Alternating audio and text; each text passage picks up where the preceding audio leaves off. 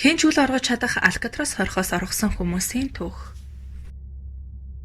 The Rock буюу хад хэмээгддэг хүн хурж очиход бэрх Алкатрас арал Калифорнийн Сан Францискод оршдог. Америк нэгдсэн улсын хамгийн чанд хатуу шоронгийн нэг Алкатрас хорих энэ арал дээр байв. Уг арал дээрх цэргийн шоронд оргон зайлах өндөр магадлалтай, онц ноцтой хүнд хэрэг үйлдсэн архаг гэмт хэрэгтнүүдийг хордог байлаа. Бараг 30 жилийн турш тус шорон Америкта хамгийн алдартай гэгддэг байв. Арлыг нээснээс хойш буюу 1861 оноос тус арал дээр Америкийн анхны иргэний дайны үеэр бүх мужаас ирсэн цэргийн олзлогсдыг авчран хорж байсан бол 1898 оны Испани Америкийн дайны үед хоригдлуудын тоо 26-аас 450 болтлоо өссөн байна. Харин 1906 онд хотын бараг ихэнх хэсгийг сүйтгэсэн газар хөдлөлт Сан Францискод болох үеэр аюулгүй байдлыг хангах үүднээс бусад төрлийн гэмт хэрэгтнүүдийг арал дээр олноор шилжүүлэн авчирч байв. Улмаар 1920 он гэхэд арал дээр 3 давхар шоронгийн барилга барьж дууссан бөгөөд сул өрөө нэг ч үлдээгүй гэдэг. Маш хатуу чанга дэглэм үйлчилж байсан уг шоронд 1920 оны сүүлээр дэглэмийг буруулж бейсболын талбай байгуулж хоригдол бүрийг хувцас хэрэглэлтэй ч болгожээ. Баасан гаргийн үдэш болгон хоригдлуудын дунд бооцоотой боксинг тэмцээн зохион байгуулдаг болов. Уг тэмцээнийг үзэхээр Сан Франциско хотоос ч зочид ирдэг болжээ. Гэвч 1934 онд Америкийн батлан хамгаалах яам уг шоронг маш их зардал өртөхтэй хэмээн үзээд хаах шийдвэрийг гаргасан байлаа. Гэтэл 1920-аас 1930-ад оны их хямралын үеэр зохион байгуулалттай гэмтэргийн бүлэглэл тус улсад асар ихээр бий болж зэвсгийн 8 архины хууль бус худалдаа газар авч эхэлжээ. Томоохон мафийн бүлэглэлүүд эрх мэдлийн төлөө дайн зарласнаар энгийн иргэдийн амгалан тайван байдал бүр амь насанд ч ноцтой аюул тулгарч эхэлсэн юм. Гангструуд бараг бүх хотын эрх мэдлийг гартаа авахыг санаархаж байсан цаг үе. Иймээс тэдний эсрэг шийдвэртэй арга хэмжээ авахын тулд засгийн газар Алкатрасыг эргэн нээж ингэхдээ холбооны шоронгийн чиглэлээр үйл ажиллагааг явуулахаар болжээ. Гэмт хэрэгтнүүдийг шийтгэх хашраах гол аргын нэг нь энэ байлаа. Ингээд шинэ холбооны шоронгийн захирагч Сканфорд Бейтс, ерөнхий прокурор Гомер Каммингс, Роберт Берч нар шоронг шинжлэх хамгаалалтыг өндөржүүлэх, барилгын бүтцийг сайжруулах төсөл дээр ажиллаж эхэлжээ. Үүний үр дүнд зөвхөн барилгын суурийг үлдээгээд үлдснийг шинээр сэргэн барьсан байна. 1934 оны 4-р сард цоо шинэ өнгө төрхтэй алдарт шорон үйлчлүүлэгчтэй хүлээн авахд бэлэн болоод байв. Камер бүр цахилгаан гүйдэл бүхий хаалга хаалттай. Бүх цонх төмөрлсөн зэвсгийн бүхэл бүтэн скелеттэй болоод байв. Хоолны зааланд байнга зодон гардаг тул тусгай хий цацах хоолой байрлуулж харуулын цамхгийн хамгийн хэрэгтэй гэсэн газар бүрт босгосон байлаа. Бүх хаалганууд цахилгаан удирдлагаар онгойж хаагдана. 600 камерыг BCD гэсэн блокт хуваав. Ингээд эргэн тойрон цэг хүйтэн далайн усаар хүрээллэгдсэн Алкатрас буюу холбооны шорон ажиллаа эхлүүлжээ. 1934 онд Ал Капеног Алкатраст ирэхэд түүнийг бурхан адаж дахин шүтэн хүндэтгэж байсан гэдэг.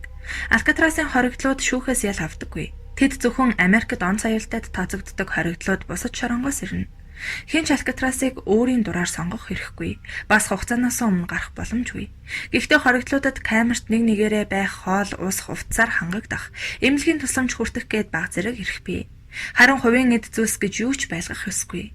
Шоронгийн номын санд тэдэнд байнга үйлчлэнэ.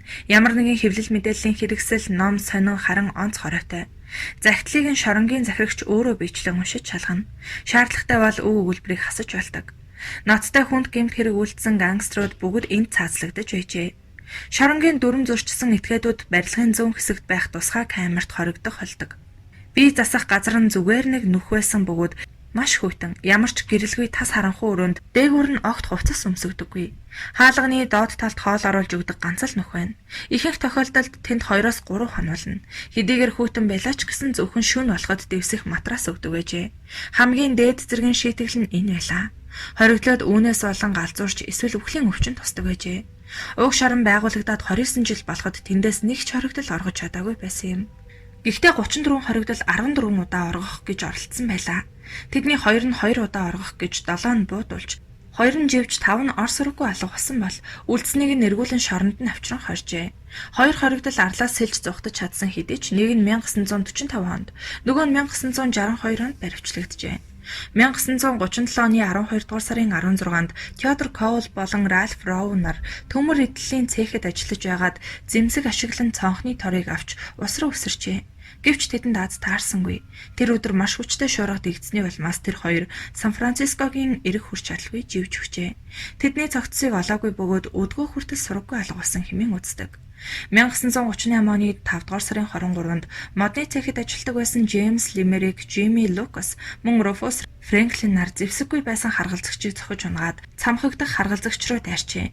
Тэр үед харгалзагч Гаралд Стайц тэдэн рүү шууд гал нээсэн бөгөөд Лимерик газар дээрээ өгөж харин нөгөө хоёр нь баригджээ.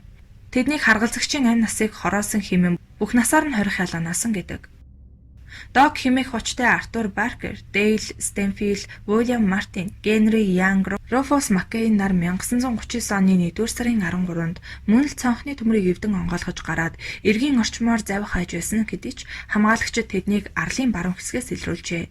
Ингээд Мартин, Яг, Маккейн 3 газар дээрээ бууж өгсөн бол Баркер, Стэнфилд 2 эсэргүүцсэн боловч буудалан шархагдсан байна. Баркер сүүлд нь эмнэлэгт нас орсон юм. 1941 оны 5 дугаар сарын 21-ний өдөр Жо Гретцер, Сэм Шокли, Арнольд Кайл болон Ллойд Барктол нар хүмүүжлийн ажлын үеэр хэд хэдэн харгалзагчийг барьцаанд авчээ. Харин тэдэнд харгалзагч Пол Медиган ягаад ч энэ арлаас зугтах арга байхгүй гэдгийг сайн ойлгуулснаар хоригдлоод өөрсдөө сайн дураараа бууж өгсөн байдаг. Пол хожим тус шоронгийн 3 дахь захирагч болсон билээ.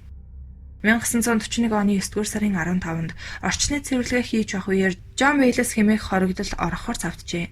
Тэр хэдийгээр усанд хүрч чадсан ч цаал талын эрэг хүртэл сэлж чадсангүй. Мэс мэтгүүтэн ус түүнийг эргэн арал дээр ирэхээс өөр аргагүй болгосон юм. Дараа нь түүнийг Сан Францискод аваачиж шүүх хуралд оролцож байх үед тэрээр шүүхийн танхимаас зугатах гэж оролцсон ч мөн л бүтлгүүтжээ. 1943 оны 4-р сарын 14-нд Джеймс Борман, Гарольд Брест, Флойд Гэмилтон мөн Фред Хантер нар хоёр харгалзагчийг барьцаалан шоронгийн бүсээс гарan эргэн ойролцоо хүрчээ. Гэтэл тэр үед нэг харгалзагч тэднээс зугтаж чадсанаар түгшүүр зарлжээ. Харин түгшүүр авсан харгалзагчид тэднийг ирж хайх үед ороодлууд аль хэдийн арлаас холдон сэлж байлаа. Ингээд харгалзагчид тэдэн рүү гал нээсэн бөгөөд үүний үр дүнд хоёр нь баригдаж хоёр нь живж өгчээ. Харин 1946 онд түүхэнд Алкатрасын төлөөх тулаан хэмээгддэг алдартай оргуулт зохион байгуулагдсан билээ.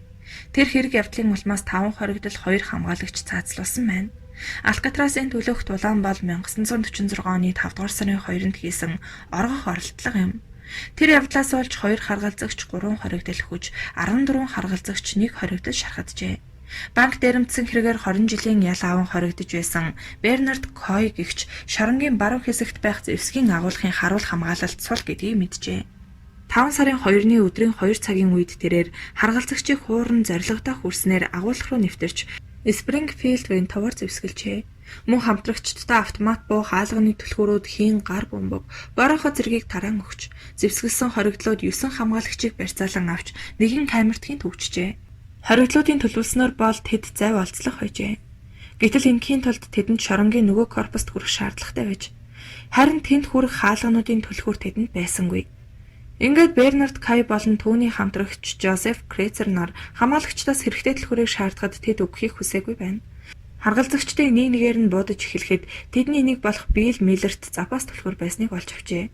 Хоригдлууд эхний хаалгыг нээн цааш гарах гэхэд хамгаалалтын хаалтууд автоматар хаагдаж тэд гацаанд оржээ. Ингээд төгшөр зарласнаар шоронд эргийн хамгаалалтынхан тагнуулын төв газар болон холбооны мөрдөх товчоо гэд бүгд ирв. Ийхүү гацаанд орсон хоригдлууд шорон руу орох гэсэн хамгаалалтынхан нарын хооронд ширүүн будалцаан эхэлжээ. Далайн явган цэргийнхэн тэдэн рүү эхлээд нулимс асгаруулах хий цацав. Ингээд 4-ний өдрийн өглөөний 9 цаг 45 минутанд Крецер Кой болон Марвин Хеберт нарын цогцсыг оллоо. Энэ хэрэгт оролцсон гэх Миран Томпсон, Сэм Шокли нарыг 1948 онд Сан Квентины хортгийн камерт заазалжээ. Мөн энэ шоронгийн түүхэн дэх хамгийн алдартай оргуултын эзэн бол Фрэнк Моррис болон ах дүү Жон Кларенс Энгли нарын оргуулт юм. Алкатрасаас орох нь үхэлтэй адил хэмээн эндхийн ажилтнууд бараг л бахархдаг байв. Үүндээ бол Америкийн шүүхийнхэн 60-аад жилийн өмнө тус арлаас алга болсон 3 хоригдлыг одоо хэрн хайсаар байгаа гэдэг. Фрэнк Моррис болон ах дүү Жон Кларенс Энгли нар 1962 оны 6 дугаар сарын 11-нд ороочээ. Тэд ганцаар хоригдож байсан ч оргох төлөвлөгөөг маш төгс нарийн боловсруулсан байна. Шоронгийн Б корпусын камеруудын ханны цаана 1 метрийн өргөнтэй ямар ч хамгаалалтгүй албаны зориулалтын түнэл байдаг гэжээ. Ингээд үүнийг мэдсэн тэр 3 түнэл рүү орохын тулд бетонын ханнаас нэг хэсгийг л авахд хангалттай гэж үзжээ. Тэд камерын дуранд өртөхгүй шоронгийн гадна талд байдаг харуул хамгаалалтчгүй хонгол руу хүрэхийн тулд чийгэнд зөөлрсөн бетон ханыг ээлжлэн өрөмдөж ухахаар шийдсэн байна. Үүний тулд тэдэнд гар аргаар хийсэн өрөм хэрэгтэй болов. Тэр гуравт төмөр хаалга болон 10 центийн зоосон мөнгө, тоос сорогчноос авсан мотор зэргийг ашиглан өрмөрхүү багаж хийжээ. Дуу чимээ гарах байсан тул тэд хөгжим тоглох 1 цагаа ашигладаг байлаа. Хориглоодыг 1 цагийн хугацаанд хөгжим тоглохыг зөвшөөрдөг байж. Ингээд өрөмдлөх хийхдээ хажуугийн өрөөнөөс дуурах найраг баян хуур хөгжмийн дуутай давхцуулж яв. Цементийг нүхлэж гаргасан цорхоогоо хатуу цаасаар таглаж өнгөц харуул мэдэгдэхээргүй болгодог байжээ. Ингээд ханыг нүхэлж бүх юм бэлэн болмогц 3 орвдол орондоо хүүхэлдээ бэлдэн орхиод түнэл рүү мөлхөж орсон бөгөөд нүхээ цаанаас нь тоосгоор таглжээ. Төмөр утсан тортой өндөр хашааг давж гарахад хашааг гэрэлтүүлэгч юр саад болсонгүй. Ингээд хашааг даваад цаашаа агааржуулагч хоолоогоор дамжин дээвэр дээр гарч ирээд шууд ус руу орон тасралтгүй сэлжээ. Гэвч тэд эрэг хүртэл сэлж чадаагүй юм. Хүүтэн усанд живж өгсөн гих бөгөөд одоо хүртэл тэр гурыг сургаггүй алга басанд тооцдог. Зарим их сурвалжуудад тэднийг эрэг дээр хүрээд нуугдсан гэдэг. Тэд ус руу орохдоо эрзэнэн цувыг хийлж завирхуу юм болгоод шөнийн 22 цагт эргээс хөвөн холджээ. Оргогчдыг цаг нь болоогүй байхад харуулад мэдхээс болгоомжилж мань 3 шоронгийн өсчний газраас авсан үсээр 3 толгой бэлтгэн орон дээрээ тавиад дээгүүр нь нүмергөө хайсан харуулууд ямар ч байсан эхний удаад тэднийг унтаж байна гэж бодохоор байжээ. Энэ гуравтай хамт Ален Вест хэмээх хоригдол дөрөвтөх нь болж орох ёстой байв. Гэвч тэрээр нөгөө гуравтайгаа хамт ус дамжуулах хоолоор хүрч чадаагүй байжээ. Арай гэж нэг юм хоолоо хүрэхэд нөгөө гурав нь хол гихч нь явчихсан байлаа. Хожим нь тэрээр холбооны мөрдөх товчооныханд тусалсан гэдэг. Ороглоод цуваар хийсэн завныхаа үлдсэн хэсгийг Алькатрасын хүр шаргал дээр орхижээ. Харин тэдний цогцсыг хэн ч олж үзсэнгүй. Ороглоод ирэх хүрч чадсан уу? Эсвэл Сан Францискогийн булангийн хүүт усанд осгож инцсэн үү гэдг нь одоо болтол тодорхой биш байдаг. Тэднийг албаны мэдээнд сургаггүй алга болсон гэдэг. Америкийн эрх баригчид ороглоодыг усанд живсэн гэж үздэг. Гэхдээ тэднийг амьд мэнд үлдсэн одоо магадгүй өмнөд Америкт нуугдж байгаа гэх хүмүүс ч байдаг. Энэ хэргийн араас 10 гаруй жил хөөцөлдсөн шүүхийн шийдвэр гүйцэтгэгч Майкл Даг ороглоод амьд байх магадлал маш өндөр. Тэдний цогцос олдоогүй болохоор хэргийг нээлттэй байлгахаас аргагүй гэж тэрбээр хэлсэн байдаг. Хориглоодыг оргосноос хойш 1 сарын дараа Алтан хаалга хэмээх гүүрнээс холгүй хүний цогцос хөвж байхыг Норвегийн ачааны хөлөг онгоцон дээрээс харснаа шүүхийн шийдвэр гүйцэтгэгч дурсан санджээ. Тэр цогцсын гадуур хувцс нь хоригдлынхтай төстэй цэнхэр жинсэн материалаар хийсэн өмдтэй байжээ. Холбооны мөрдөх товчооны мэдээгээр бол тухайн үед иймэрхүү хувцастай хүн сураггүй алга болсон юм уу? Усанд живсэн гэх мэдээлэл байгаагүй юм. Түүний үзэж уугаар энэ цогцос Фрэнк Моррисих байж болцшгүй. Яагаад гэвэл ах トゥ 2 Энглэн ус намаг элбэгтэй Флоридагийн уугуул болохоор сайн усчин байсан гэдэг. Тэрхүү 3 хоригдлын тухай олон тооны ном, зохиол, баримтат болон уран сайхны хэд хэдэн кино, компьютерийн тоглоом бүтээсэн байдаг. Найруулагч Дон Сигел 1979 онд Алькатразаас оргосон хэмээх кино бүтээсэн юм. Фрэнк Моррисын дүрд Клинт Иствуд тоглосон байдаг. Мөн 1996 онд Хад хэмээх кино бүтээгдсэн бөгөөд гол дүрд нь алдарт Шон Коннери, Николас Кейж нар тогложээ. 2003 онд Discovery сувгаар алдарт 3 оргодлын тухай туршилт нэвтрүүлэг явуулсан байдаг. Хоригдлуудын оргох үеийнхтэй адил төстэй цаг агаарын нөхцөл усны урсгалын чигийг хүлээж байгаад туршилтыг хийсэн байна. Тэд бас сал хийхдээ 1962 оных шиг материал ашиглав. Эцэст нь эрэх хүрэхэд 40 минутаас илүүгүй хугацаа цаг зарцуулжээ. Ингээд орогдлоод хуурай газарт хүрч ам аврагдсан байх магадлалтай гэсэн дүгнэлтэнд хүрчээ. Ийхүү 1963 оны 3 дугаар сарын 21-нд шоронг дахин хаав. Арал дээр хоригдож байгаа хүмүүст маш их хөрөнгө мөнгө зарцуулж байжээ. Тэгээд шоронд засвар хийхэд наад зах нь 3-5 сая доллар шаардлагатай болоод байв. Хаагдсанаас хойш арлыг цаашид ямар зориулалтаар ашиглах талаар олон санал гарч ирсэн гэдэг. Гэтэл 1969 онд индианчуудын хэд хэдэн омгийнхан арал дээр суурших болж шоронгийн барилгууд тэдний орон гэр болж эхэлсэн байна.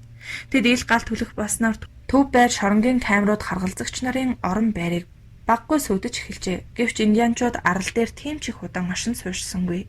1971 онд Америкийн засгийн газрын шийдвэрээр тэднийг арлаас хөөн зайлуулжээ. Индианчуудын барилгын хан дээр зурсан зураг үлдээсэн улмөрийг одоо ч харж байна. Ингээд 1971 оноос арлыг алтан хаалга хэмээх амралт зугаалгын бүс болгожээ. Энэ ч утгаараа 1973 онд жуулчдад зориулсан Алькатрас үүд хаалгаа нээснээс хойш өнөө хүртэл жилдээ ойролцоогоор сая орчим хүн домогт газарт ирж сонирхдаг болжээ.